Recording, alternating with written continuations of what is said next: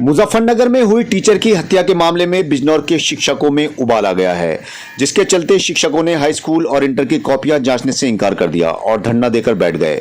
दरअसल SSP office के सामने ही एक हेड कांस्टेबल ने एक टीचर को गोली मार दी, जिससे उनकी मौत हो गई। बताया जा रहा है कि शिक्षक वाराणसी से उत्तर पुस्तिकाएं लेकर आए थे। मुजफ्फरनगर के एसएसपी आवास के सामने एसडी इंटर कॉलेज पर यूपी बोर्ड की परीक्षाओं का मूल्यांकन चल रहा है, जिसकी कॉपियां लेकर चंदौली के शिक्षक धर्मेंद्र सिंह वहां पहुंचे थे। इसी बीच हेड कांस्टेबल चंद्र प्रकाश अपने साथियों से तंबाकू मांग रहा था और वो उसे नहीं दे रहे थे, जिसके चलते वहां शोर शराबा हो रहा था, जिस कारण डीसीएम में मौजूद सहायक अध्यापक और उनके साथियों ने उन्हें हंगामा करने से मना किया, जिससे गुस्सा खाकर हेड कांस्टेबल ने अपनी कार्बाइन से शिक्षक पर गोलियां दाग दी, जिससे उनकी मौके पर ही मौत हो गई। उनके अन्य साथियों ने बताया कि वो 1400 किलोमीटर दूर चलकर यहां आए थे, जिसके चलते वो डीसीएम में सो रहे थे और हेड कांस्टेबल कई घंटों से अपने साथियों से तंबाकू मांग रहा था और न मिलने पर हंगामा कर रहा था।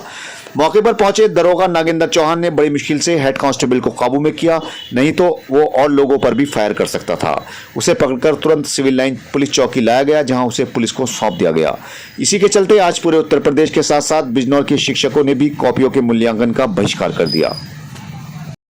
परसों शाम को हमारे एक शिक्षक साथी धर्मेंद्र कुमार जी बनारस से उत्तर प्रदेश माध्यमिक शिक्षा परिषद द्वारा संचालित बोर्ड परीक्षाओं की उत्तर पुस्तिकाएं लेकर चले थे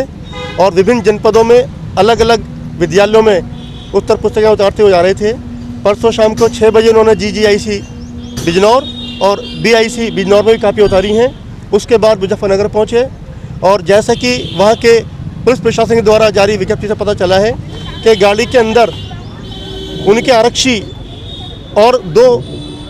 चपरासी 4th क्लास के साथ में थे और धर्मेंद्र जी पीछे गाड़ी में बैठे हुए थे। आरक्षी ने किसी बात पर सुर्ती मांगी और चूंकि वो नशे की हालत में था, ये स्पष्ट हो चुका है रिपोर्ट से,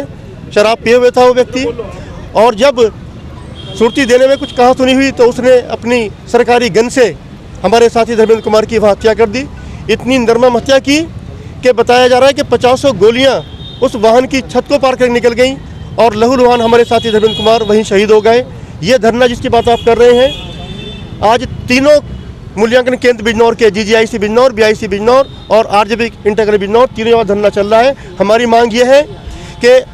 फास्ट ट्रैक कोर्ट में केस चलाकर तुरंत उसे फांसी सजा दी जाए, ताकि आने वाले समय में कोई भी अध्यापक, जिसे राष्ट्र निर्माता कहा जाता है, या कोई कर्मचारी सरकारी ड्यूटी पर जाते हुए आशंकित या भयभीत न हो। साथ ही कम से कम 1 करोड़ रुपए की सहायता राशि तत्काल उसको दी जाए, उसके परिवार के किसी सदस्य को तुरंत सरकारी सेवा दी जाए